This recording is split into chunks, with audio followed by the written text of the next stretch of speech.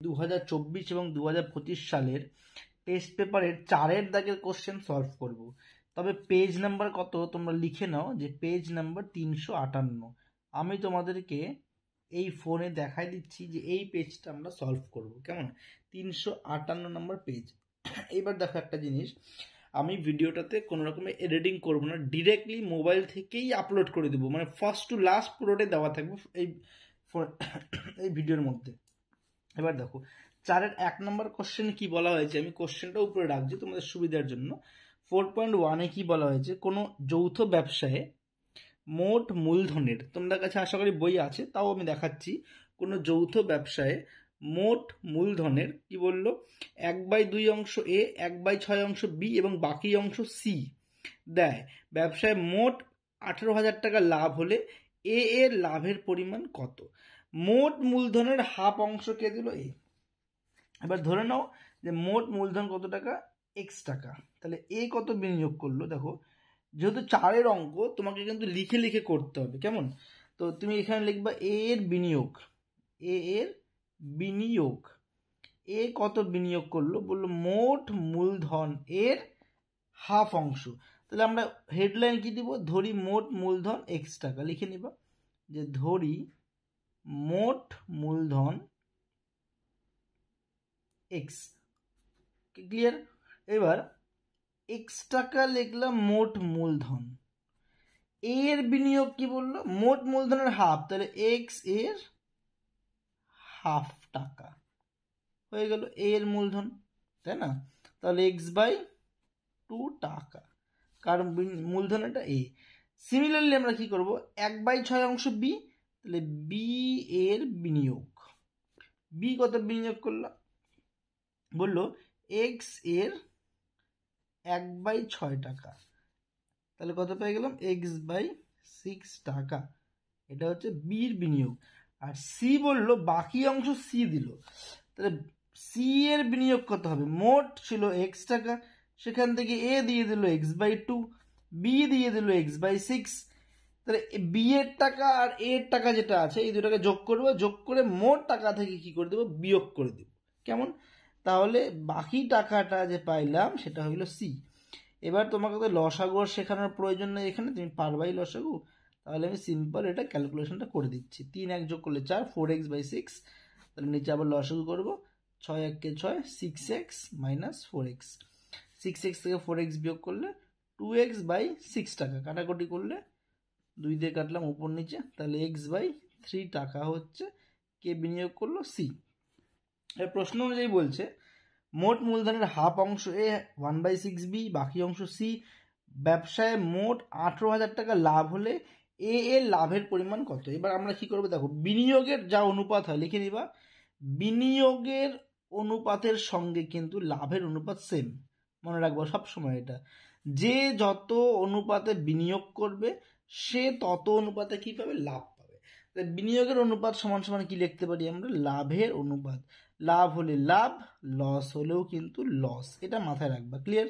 তাহলে কত পাচ্ছি, একটা x/2 বিনিয়োগ করলো, তাহলে আমরা উপরে লিখে নেবো a/b/c এর বিনিয়োগ। এবার এই বিনিয়োগটাকে আমরা কি করতে পারি, বিনিয়োগ না লিখে অবলিক দিয়ে লাভ লিখলাম, মানে লাভও লিখতে পারি। তো বিনিয়োগটা লিখবা না, যেহেতু লাভ করবো এখন। x/2, x/6 আর x/3, সবার উপর থেকে এক্সটাকে কেটে দিলাম, তাহলে 1/2 = 1/6 = 1/3। এবার তোমার সবার নিচে এটা ডিস্টার্ব করছে 1/2, 2 6 3, লসাগু যেটা হয় সেই লসাগু দিয়ে কি করতে হয়, লসাগু দিয়ে প্রত্যেকটাকে গুণ করতে হয়। তো আমি কি করলাম, 3টাকেই 6 দিয়ে গুণ করে দিলাম, কারণ লসাগুই তো 6, তাই না? এবার 2 1 কে 2, 2 3 6, 6 1 কে 6, 3 2 6, তাহলে এখানে পাচ্ছি 3, এখানে পাচ্ছি 1, এখানে পাচ্ছি 2, 3:1:2 অনুপাত। এইখানে আমি কি পেয়ে গেলাম, মোট অনুপাত কত টাকা, দেখো এবার ক্লাস 6 এবং 7-এর অঙ্ক। মোট অনুপাত হয়ে গেল 3 যোগ 1, 1 যোগ 2 6, 4 2 6 পেয়ে গেলাম। আর মোট লভ্যাংশ 1800 টাকা, মোট লভ্যাংশ কয় টাকা, 18,000 টাকা।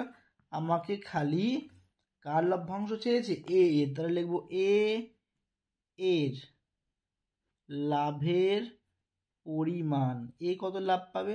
এ লাভ পাচ্ছে এই 6 টাকার মধ্যে কয় টাকা? 3 টাকা। তাহলে 18,000-এর মধ্যে কত টাকা? 3 6 18, 3টা ক্যাপিটাল 0, 3 3 9, 9,000 টাকা পাই গেল এ। সিম্পল। 6-এর মধ্যে 3 মানে 6-এর মধ্যে অর্ধেক নিচ্ছে, তাই না? তাহলে 18,000-এর অর্ধেক করলে কত হয়ে যাবে? 9,000 টাকা। ক্লিয়ার? দেখো একটা অঙ্ক এত বড় লাগলো কারণ 4-এর অঙ্কগুলো বড় করেই করতে হয়, বোঝা গেল? এবার 4-এর অঙ্কে তুমি ডাইরেক্ট অ্যান্সার খালি লিখতে পারবে না, তো 4-এর অঙ্কে তোমাকে সব লিখতে হবে। পরের কোশ্চেনে আসি 4.2। 4.2 এ বলেছে বার্ষিক সরল সুদের হার কত হলে, তাহলে কোন জায়গা থেকে অঙ্কটা ফ্রেম করলো? সরল সুদ থেকে।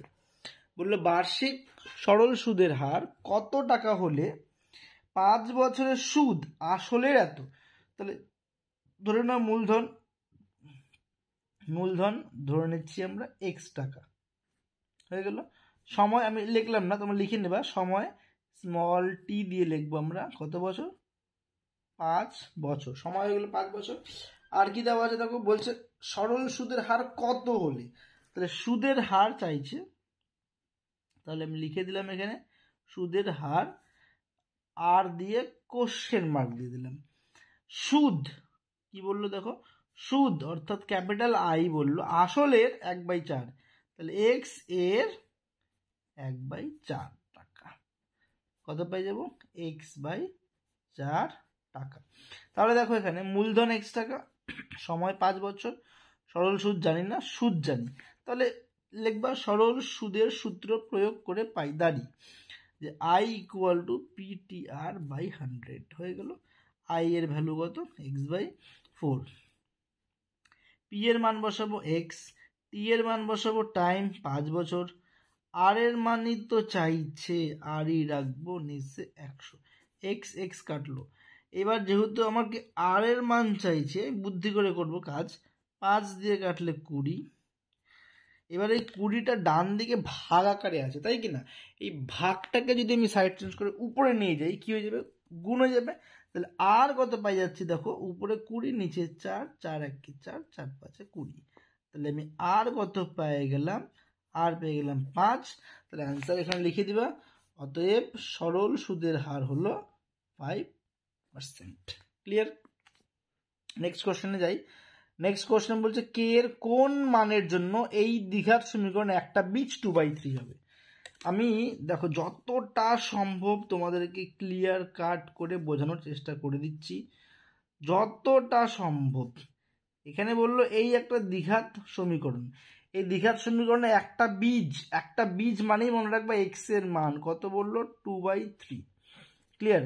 একটা বীজ এক্স বললো 2/3 কে এর কোন মানের জন্য। তাহলে আমি সিম্পল এখানে এক্স এর মান কত বসাই দেবো? 2/3।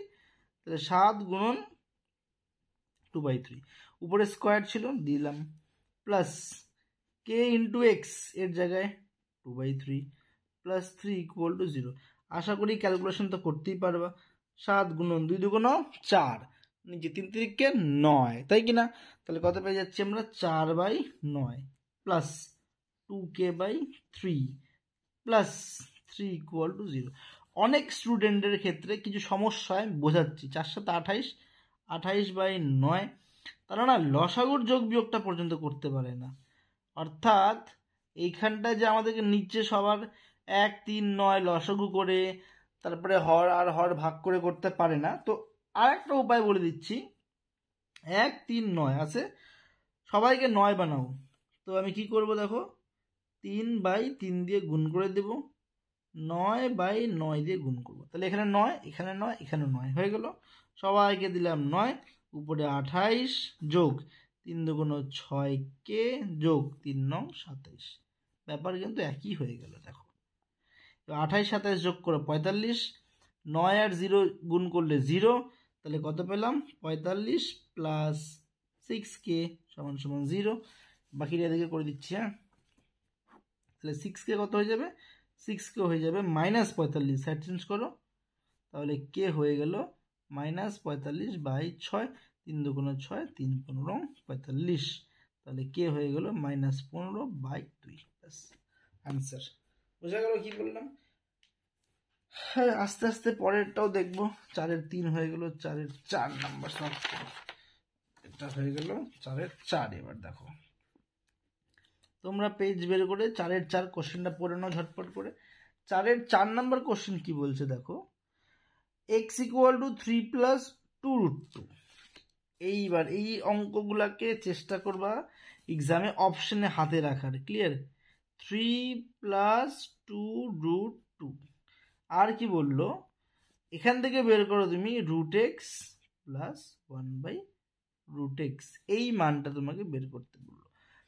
এমনিতেই x এর ভ্যালু দেখো 3 + 2√2 তে আছে, তারপরে তুমি যদি আবার √x বের করতে যাও আবার এ রুট হয়ে যাবে। এটা কি করবা, লসাগু করলাম। √x হয়ে গেল x + 1। এবার x + 1/√x, তাহলে তোমাকে কি করতে হবে, এবার x + 1 এর মান বের করতে হবে, তাই কি না? আবার √x করতে হবে। তো এই অঙ্কগুলোকে আমরা সিম্পল a + b হোল স্কোয়ারের ফর্মুলা আগে ফেলে দেব। দেখো এই অঙ্কগুলোকে এভাবে করবো না, আমরা কি করব, আমরা যেটা করব সেটা হলো এই পুরোটার স্কোয়ারটাকে আগে বের করে নেব। ক্লিয়ার? তাহলে কি হচ্ছে দেখো, a + b হোল স্কোয়ার, কি সূত্র জানি, a² + 2a × b + b²। Square root তো জানি 4 পুলিশ, কেটে গেল, √x কাটলো, 1 + 2 × 2 + 1 হয়ে গেল। আলটিমেট কত পাচ্ছি দেখো আমরা এখান থেকে, 1 + 2 + 1। এবার তুমি বলবো স্যার √x ছিল, এখানে x খালি থাকবে, x এখানে 1/x থাকলো, তাহলে এখানে 2 + x + 1/x। তাহলে এই যে মানটা পাবো, এখানে তো আমি x এর মানটা বসাতে পারি রে বাবা, x আর 1/x। তাহলে x যদি এটা হয় 1/x, অনেকবারই তোমাদেরকে শিখিয়েছি আমি যে 1/3 + √2, হ্যাঁ কি না? 1 যখন করবো আমি অনুবন্ধী করণে দিয়ে গুণ করবো উপর নিচে, অর্থাৎ আমার কাছে আছে 3 + √2, আমি কি করব, উপর নিচে 3 - 2√2 দিয়ে গুণ করবো। কত দিয়ে? 3 - 2√2। কেন করলেন স্যার? নিচে সূত্রে পড়লো a + b, a - b, a মানে 3, b মানে 2√2। সূত্রে পড়লো a² - b এর উপরে স্কোয়ার, উপরে 3 - 2√2। এবার এটা তো জানোই 3 × 9 - 2 × 2 = 4, আর √2 স্কোয়ার করলে 2, 4 × 2 = 8। তাহলে 9 থেকে 8 গেলে 1, 3 - 2√2। যখনই অনুবন্ধীকরণের অঙ্ক দিবে মনে রাখবা x যা দেওয়া থাকবে 1/x, খালি সাইন চেঞ্জ করে দিবা, হ্যাঁ, তাহলেই হয়ে যাবে। 1/x আমরা কত পেয়ে গেলাম, 3 - 2√2। এইবার এখানে বসায় দাও মানটা, তাহলে তো হয়ে গেল 2 + x এর ভ্যালু 3 + √2, 1/x এর ভ্যালু 3 - √2 উড়ে গেল, 3 × 3 = 6, 6 আর 2 8। তাহলে কি বুঝলাম, এইখানে মানগুলো বসাই দিবা সব, এই মানটাকে বসাতে থাকবে এখানে। হ্যাঁ, আমি আর বসাইলাম না এখানে। আমরা কার মান 8 পাইলাম, আমরা পাইলাম √x + 1/√x এর হোল স্কোয়ারের মান 8 পাইলাম। আমার লাগবে কি √x + 1/√x, তাহলে √8 করে দেবো। √8 মানে আমরা কি জানি, √2 × 2 × 2, 2টা 2 থেকে একটা 2 বাইরে আর একটা 2 ভিতরে, বাস। ছিল অঙ্কটা বড়, একটু ধৈর্য নিয়ে করতে হবে। এবার দেখো কত করলাম, 4-এর 4, 4-এর 5 সলভ করি। 4-এর 5, 4-এর 5, ও কেন্দ্রীয় বৃত্তে ABCD দুটি জ্যা, ও কেন্দ্রীয় একটা বৃত্ত, AB আর CD দুটি জ্যা, অ্যাঙ্গেল AOB 60 ডিগ্রি, ABCD জ্যা নিলাম, গলা শুকায় গেল, ABCD জ্যা, AOB 60, ও তো কেন্দ্র, AOB এই কোণটা কত ডিগ্রি, 60 ডিগ্রি হয়ে গেল। আর CD 10, এই মাপটা 10, ODর দৈর্ঘ্য কত, ও থেকে ডি এই মাপটা কত। দেখো এইটা যদি 60 হয়, আমরা জানি এই দুটো বাহু সমান, কেন ব্যাসার্ধ সমান, তাহলে বিপরীত কোণ সমান, তাহলে এগুলোও কত করে হবে, 60 করেই হবে, সব কটা 60। তাহলে কি ত্রিভুজ হয়ে গেল? সমবাহু ত্রিভুজ। ক্লিয়ার? এবার ও কেন্দ্রবৃত্তে এ বি ও সিডি দুটি জ্যা, যার সিডি বললো 10, 10 যদি হয়, আমি যদি লম্ব টানি এটা কত করে হয়ে গেল? 5 এবং 5, এটাও 5 হয়ে গেল, এটাও 5 হয়ে গেল, তাই না? 10-এর অর্ধেক, কারণ লম্ব তো 2 ভাগে ভাগ করে। এবার এখানে বলে দিয়েছে একটা জিনিস আমাকে, ওডির দৈর্ঘ্য, ওডি তো লম্ব ছিল রে বাবা, ওডি কি একটা লম্ব না? আর এই ও থেকে বি এই কোণটা কত ডিগ্রি হবে? কিন্তু এখানে একটা জিনিস বলে নাই, এখানে একটা জিনিস দেওয়া নাই, এ বি এবং সিডি দুটি যা পরস্পর সমান হইতো। এখানে এটা 60 ডিগ্রি, এটা যদি 60 ডিগ্রি হয়ে থাকে, এটা 5 4 3 2 1। এই অঙ্কটার ক্ষেত্রে ডেটা ইনকমপ্লিট দেওয়া আছে, তাই এই অঙ্কটা পসিবল না। ক্লিয়ার? আচ্ছা, এর পরের অঙ্কে আসি আমরা, 4-এর দাগের 6 নাম্বার কোশ্চেনে। এবিসিডি একটা বৃত্তস্থ চতুর্ভুজ। আমরা জানি বৃত্তস্থ চতুর্ভুজের বিপরীত কোণগুলি পরস্পর সম্পূরক, তাই তো? তার মানে অ্যাঙ্গেল এ আর অ্যাঙ্গেল সি যোগ করলে 180, অ্যাঙ্গেল বি এবং অ্যাঙ্গেল ডি যোগ করলে কত হবে? 180। এখানে বলছে সি ও ডি, সি এখানে ও টানলাম একটা, ডি, সি ও ডি কত ডিগ্রি? না 120 ডিগ্রি এই কোণটা। কেমন? বিএসি 30 ডিগ্রি, বিএসি এই কোণটা হলো 30 ডিগ্রি। ওকে, আর বলছে বিওসি কত? আগে তো করানো হয়েছে এটা। বিওসি এই কোণটার মান কত ডিগ্রি হবে? তাই কি না? এই কোণটার মান কত ডিগ্রি? ভালো করে দেখো, এই যে চাপ, এই চাপের মধ্যে যদি আমরা দেখি, এই চাপের মধ্যেই এইটা কি কোণ? পরিদৃষ্ট কোণ। এটা কি কোণ? বৃত্তস্থ কোণ। ক্লিয়ার? কেন্দ্রস্থ কোণ বৃত্তস্থ কোণের দ্বিগুণ, তাহলে এটা 30 হলে এটা কত হয়ে যাবে? 60 ডিগ্রি। একটা প্রসেস, আরও প্রসেস স্ট্রেট লাইন আছে, এইটা 120, তো বাকিটা 60, বিকজ 120 আর 60 কত হয়? 180 হয়ে গেল, শেষ। তাহলে বি ও সি কত ডিগ্রি হয়ে গেল? 60 ডিগ্রি। তুমি যেইভাবেই দেখো না কেন 60 আসতেছে। ক্লিয়ার? এটা আমাদের একটা অ্যান্সার। নেক্সট ইম্পর্টেন্ট এই কোশ্চেনটা, কোশ্চেন নাম্বার 7। আর কস থিটা হয়ে গেল 2/3 অ্যান্ড আর সাইন থিটা এই মানটা হয়ে গেল 2। প্রশ্নে বলছে বি সূক্ষ্মকোণ হলে আর এবং থিটা এর মান নির্ণয় করো। আর এবং কার মান? থিটা। এখান থেকে আমরা সিম্পল, এখান থেকে আমরা কার মান বের করব? কস থিটার মান বের করতেই পারি। তুমি বা আর থিটার মানও বের করতে পারো, বাট আমি কি করব? কস থিটা বের করব কত? 2/√3r। এখান থেকে আমি সাইন থিটা বের করব কত? 2/r। কেন করলাম? কারণ আমরা জানি sine theta square plus cos theta square is equal to কত হয়? 1। বসাই তাহলে, এখানে লিখে নেবে, আমরা জানি দাঁড়ি sine square theta plus cos square theta is equal to 1।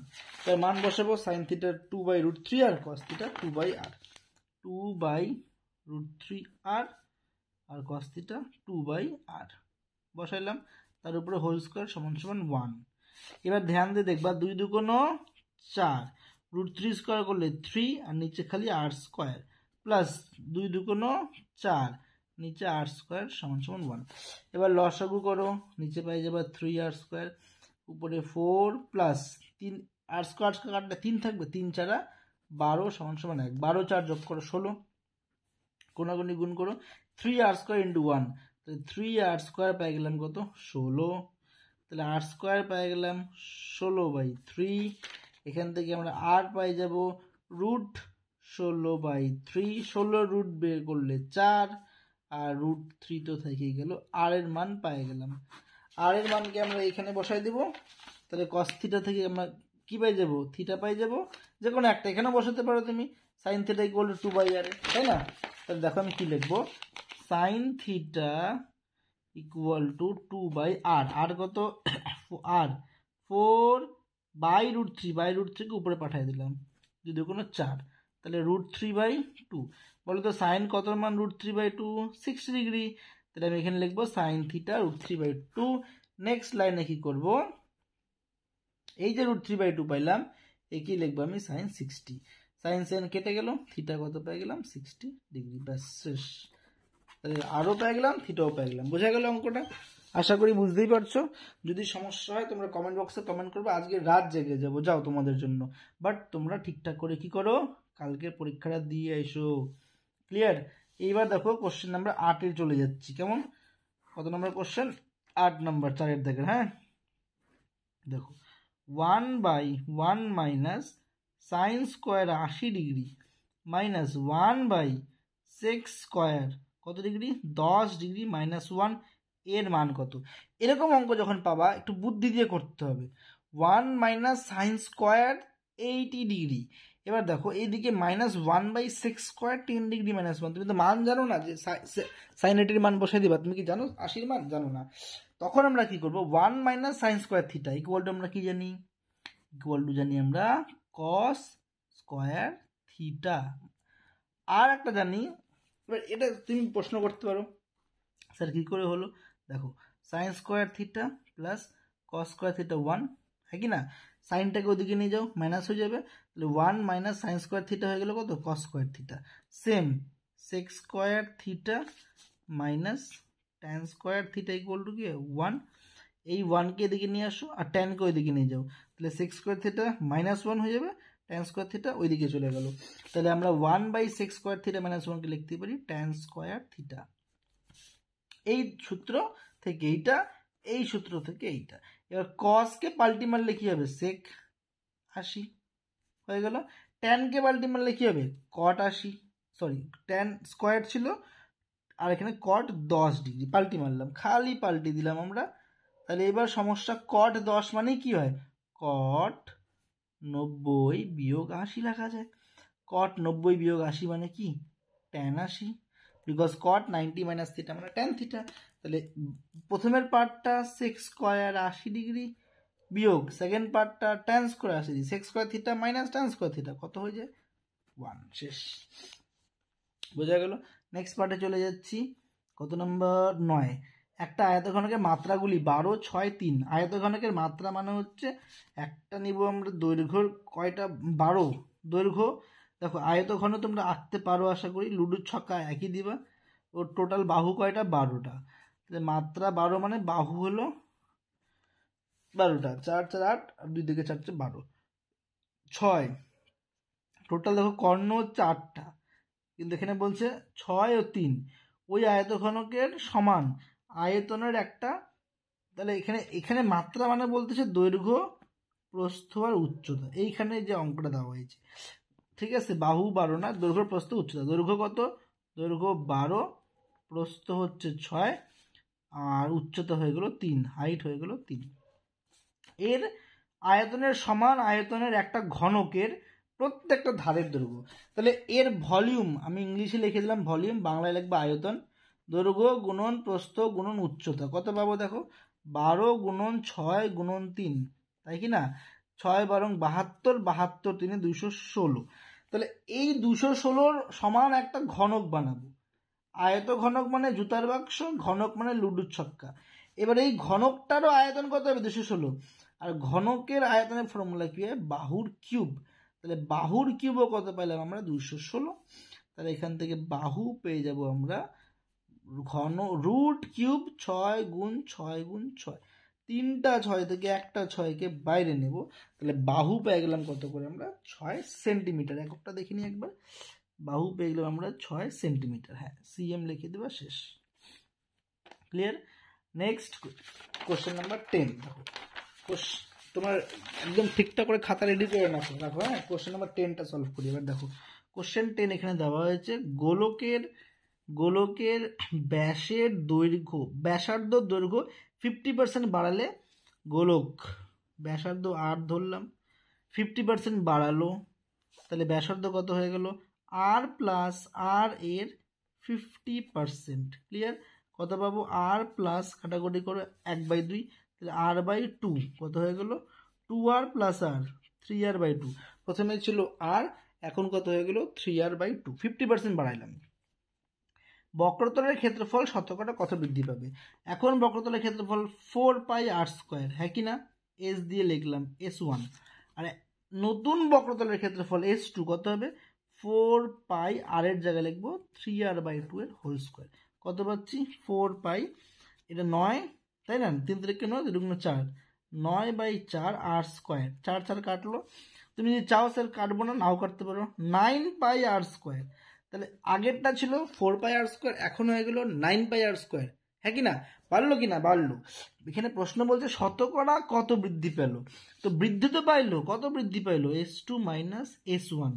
তাহলে এখন হয়েছে 9πr², আগে ছিল 4πr², কতখানি বাড়লো 5πr²। একটা লাইন লিখবা, বক্রতলের ক্ষেত্রফল শতকরা বৃদ্ধি পেল সমান সমান এই 5πr² বাড়লো কতর মধ্যে, স্টার্টিং। আর ফোনের মেমোরি ফুল হয়ে গেছিলো, ফোনের রেকর্ডটা অফ হয়ে গেছিলো, এই লাইনটা বুঝে দিচ্ছি। জাস্ট দেখো 5πr² বৃদ্ধি পেলো কতর মধ্যে, না পূর্বে ছিল 4πr², তাহলে 100-এর মধ্যে কত, কাটাকুটি করে কত পেলাম 125%। ক্লিয়ার? এরপরে দেখো আমরা সেকেন্ড লাস্ট কোশ্চেন করবো, কোশ্চেন নাম্বার 11। একটা লম্ববৃত্তাকার শঙ্কু আঁকলাম, এর পার্শ্বতলের ক্ষেত্রফল ভূমির ক্ষেত্রফলের √5 গুণ। পার্শ্বতলের ক্ষেত্রফল πr, ভূমির ক্ষেত্রফল হচ্ছে πr²। এবার বললো এই πrlটা, এই πr² এর, দেখো পার্শ্বতলের ক্ষেত্রফল ভূমির ক্ষেত্রফলের √5 গুণ, ভূমির ক্ষেত্রফলের সঙ্গে √5 গুণ করলে সমান হবে শঙ্কুর উচ্চতা ও ভূমির ব্যাসার্ধের অনুপাত, এইচ আর আর এর অনুপাত আমাদের কাছে চাইছে। ক্লিয়ার? দেখা যাচ্ছে উচ্চতা এবং কি বললো ভূমির ব্যাসার্ধের অনুপাত কত। এখান থেকে আমি একটা আর উড়াই দিলাম, একটা পাই উড়াই দিলাম, তাহলে এল সমান সমান কি পাবো, √5 × r। দুই দিকে স্কোয়ার করে দাও, তাহলে l² হয়ে যাবে, √5² করলে 5, এটা হয়ে গেল r² হয়ে গেল।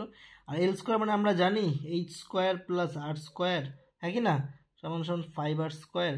একটা আর ওইদিকে নিয়ে যাও, 5 থেকে একটা আর বাদ দিলে 4টা আর, আমি একবারই লিখবো, হয়ে গেল। এখানে থাকলো একটা h-এর স্কোয়ার, দুই দিকে স্কোয়ার উড়ায় দাও, তাহলে h হয়ে গেল 2r, তাই না, মানে 4কে তো লেখা যায় 2r², পাশে লিখে দিলাম। বা কাজ করো, এখানে লেখো আবার h² সমান সমান 2r এর হোল স্কোয়ার, দুদিকে স্কোয়ার কাটো, তাহলে h হয়ে গেল 2r, এই আর কে এদিকে নিয়ে ভাগ দিয়ে দাও, তাহলে h/r হয়ে গেল 2/1, তাহলে h/r হয়ে গেল 2:1। শেষ।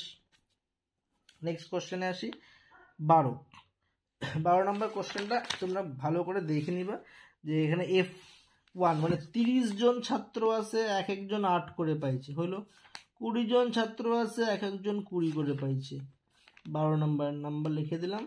তারপরে হচ্ছে F জন ছাত্র এক একজন 26 করে পাইছে, 10 জন ছাত্র এক একজন 29 করে পাইছে, এবং তথ্যের গড় হয়ে গেল 17। বলছে F নির্ণয় করো।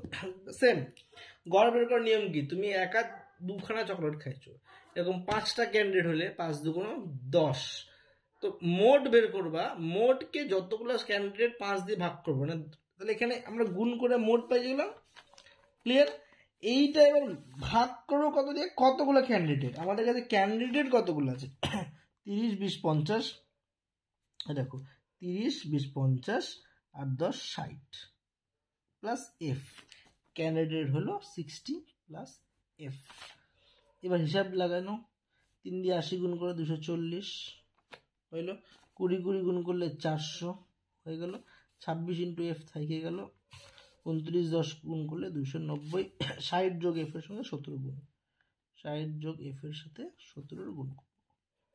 এতটুকু তো একদমই ক্লিয়ার, তাই না? 240 + 400 640, 640 সঙ্গে 290 যোগ করো, অ্যাকচুয়ালি হচ্ছে 640 আর 300 করলে হচ্ছে 940 - 10, 930 হলো 930। এবার 26f তো বাঁ দিকেই ছিল, ওই পারে কত 6 17 112, 1120 প্লাস 17f, 17f কে এইদিকে আনো, 930 কে ওইদিকে নিয়ে যাও, 26 থেকে 17 বিয়োগ করো ফটাফট, কত হয়ে যাবে 9, 9f। 1020 থেকে কত বিয়োগ করবো আমরা, 930, আগে 920 বিয়োগ করো, কি আছে, 1020 থেকে 920 বিয়োগ করে 11 কমাই দিবা। দেখো অনেক রকমের ক্যালকুলেশন করা যায়, 930 আছে, 930-এর সঙ্গে 100 যোগ করো 1030, আরও 1 যোগ করো 1130, 200 হয়ে গেল, বাট এখানে আমার 10 কমবে, তার মানে কত 190। তাহলে আমি এফ কত পেয়ে গেলাম, 190 এফ হয়ে যাবে ভাগ 9, 190 ভাগ 9, কাটাকুটি করে যা আসবে এটি অ্যান্সার হয়ে গেল। ক্লিয়ার? তাহলে আশা করি অঙ্কগুলো আমরা বুঝতে পারলাম। তথ্যের গড় পেয়ে গেছি আমরা। এফও মিশ্র আনলে মিশ্র তুমি নিয়ে আসতে পারো, অসুবিধা নেই। এবার যা যা ডেটা দেওয়া ছিল আমরা ডেটা অনুযায়ী সব অঙ্ক করে ফেললাম। আশা করি তোমাদের বুঝতে অসুবিধা হয়নি। আমি পরপর ফটো রেখে দিচ্ছি 1 থেকে নিয়ে সব কটা। যেমন ধরো এই 4-এর 1 করলাম, তোমরা স্ক্রিনশট নিয়ে নাও। 1 এই পেজে 4-এর 2 আর 3 আছে, স্ক্রিনশট নিতে পারো তোমরা। এই পেজে 4-এর 4 আর 5 রয়েছে, স্ক্রিনশট নিতে পারো। 4, 5, 6, 7, 4, 5, 6, 7। এইদিকে তাহলে 8 আর 9 থাকবে, হইল। এখানে 10, 11 পাবা, এইদিকে 12 পাই দেবা। এবার দেখো ক্যালকুলেশন তোমরা শান্ত মাথায় বাড়িতে সলভ করবা। যদি ভুল মনে হচ্ছে আরো একবার শান্ত মাথায় কি করবা, সলভ করা। বোঝা গেল? কোনো অসুবিধা? এখানে না 6-এর সাথে 42-এর 2 হাতের হলো 4, 6 1 6 4 10, 1020 হবে। হ্যাঁ, 1020 যদি হয় 20 থেকে 30, 100, 1020 থেকে এটা কাটো, তাহলে 90 হয়ে যাবে। 90 10-এ 10, তাহলে এখান থেকে আমরা এফ পাই গেলাম কত, 10। ব্যাস, ক্লিয়ার? তাহলে আমাদের অঙ্ক মোটামুটি কমপ্লিট হয়ে গেল। তোমরা ভালো করে পরীক্ষা দাও। বেস্ট অফ লাক কালকের জন্য। ঠিক আছে? Tata student.